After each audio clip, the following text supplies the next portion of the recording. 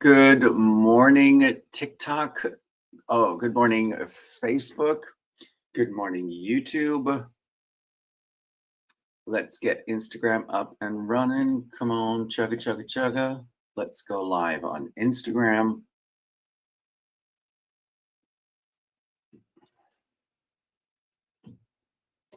I have a slightly uncomfortable question for you. If you're not booking, are you actually known?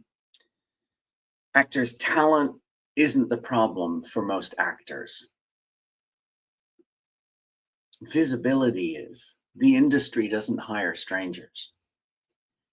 Let's get into it. Good morning. This is the morning report from the Working Actor NYC. Thanks for joining me. It's 8 a.m. Oh yeah, the Working Actor NYC. Look at that merch. Come on, you can find merch on the website, theworkingactornyc.com/merch.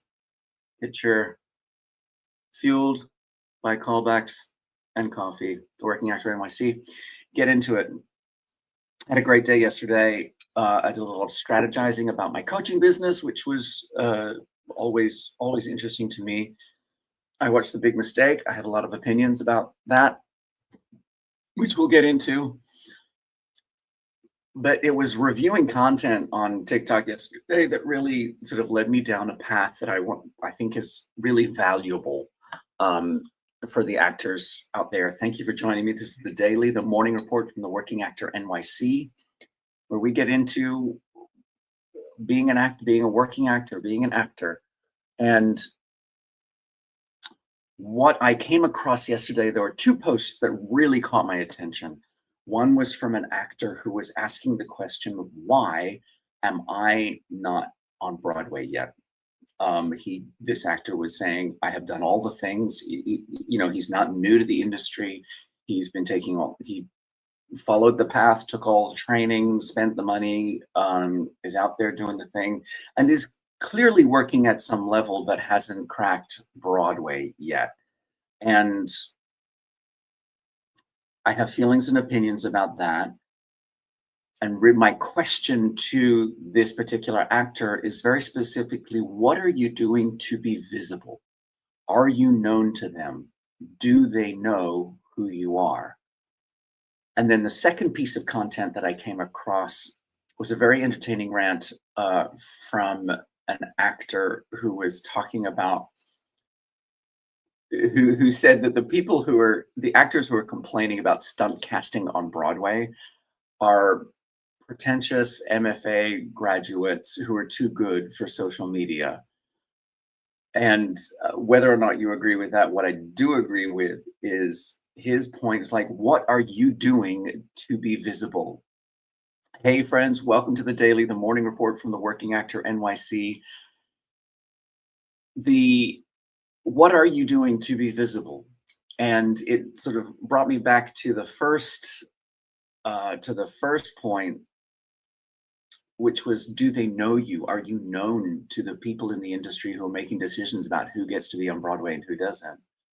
So, because the content that one of these creators was putting out, I've seen enough of their content to get a flavor for who they are as a person. And I'll be honest, on the one hand, you can be spitting hard truths about the industry and about how it has hurt you. But if that's the only flavor that you're putting out, I'm going to suggest to you, if you were my coaching client, if this particular content creator was my coaching client, I would suggest to that client that they might want to diversify their content. Because by all means, spit the hard truths about this industry. I feel like I'm honest about this industry, but am I showing up as the person that I want to be in the room? And I think that's an important distinction to make when you are putting yourself out there and being visible to the industry. Are you putting yourself out there as the person that you will show up as in the room? If that person is slightly bitter about the hard truths of the acting industry is that the person that the director is going to choose to have in the room with them. I can sometimes feel bitter about the hard truths of this industry as well. But I'm also evolved enough that I can laugh about myself and still maintain a sense of humor about who we are in the world in a way that I'm not ignoring the realities of the industry, and I'm not ignoring the realities that other people's journey is way more difficult than mine for systemic reasons. I hear that, I see that. And I also want to monitor my content in a way that is presenting myself to the world in a way that still makes me the person that I want to show up in the world as. So the four things that I work on with my coaching clients are craft, visibility, relationships, and infrastructure. And I just would love for all of you to take with you that your visibility is important.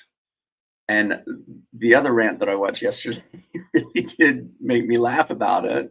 Again, spitting hard truths like visibility is important, and but he made me laugh because he was saying, yeah, those people who are complaining about stunt casting are pretentious MFA graduates who are too good for social media. I mean, it's just funny, right? It's not, it's a specific opinion. Gunnar is desperate for me to say their name. So yeah, it was just a really interesting rabbit hole to go down yesterday. Social media will present you with some issues that need addressing. Okay, so the other thing that I did yesterday was, of course, I am on a journey to educate myself about what content is out there in the world, what television shows are,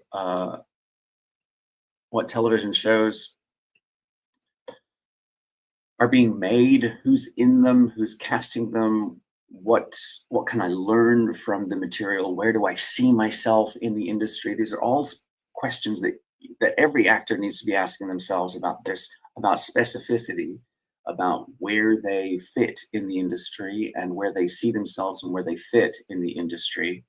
So I am going down that road myself and doing better about staying aware of what content is on TV at the moment. So I started to watch Big Mistake. I had to turn it off. I did not enjoy it. It just made my blood pressure go up. Big Mistake. Don't get me wrong. I stan Dan Levy, right? Hilarious. Schitt's Creek. That makes me laugh. That I go back to time and time again. Big Mistake or Big Mistakes. Is it called Big Mistake or Big Mistakes? I don't know. Let me know.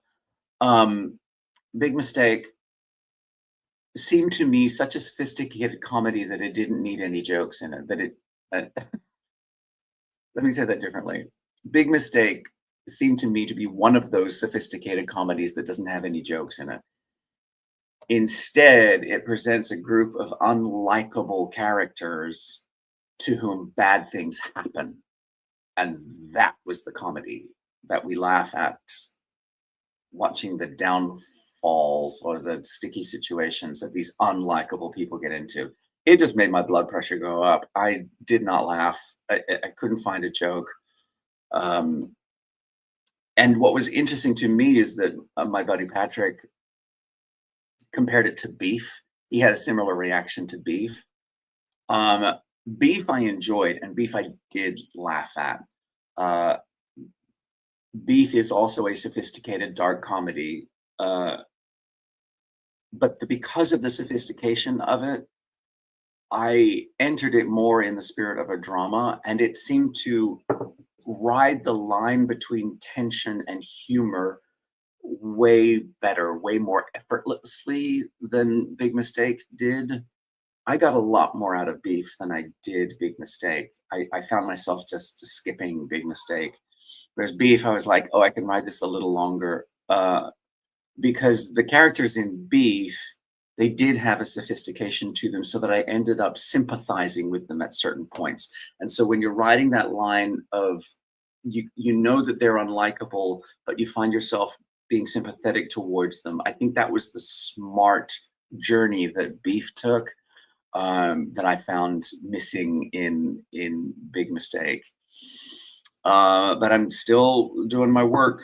Today, I'm going to be strategizing. Yesterday, I strategized about my coaching business, which is always a good time. But today, I'm going to be strategizing more about my career, specifically what it means to be local in other markets, being local in Atlanta, being local in Nashville. What does it mean? And I'm going to sort of go down that, figure out some strategy for that.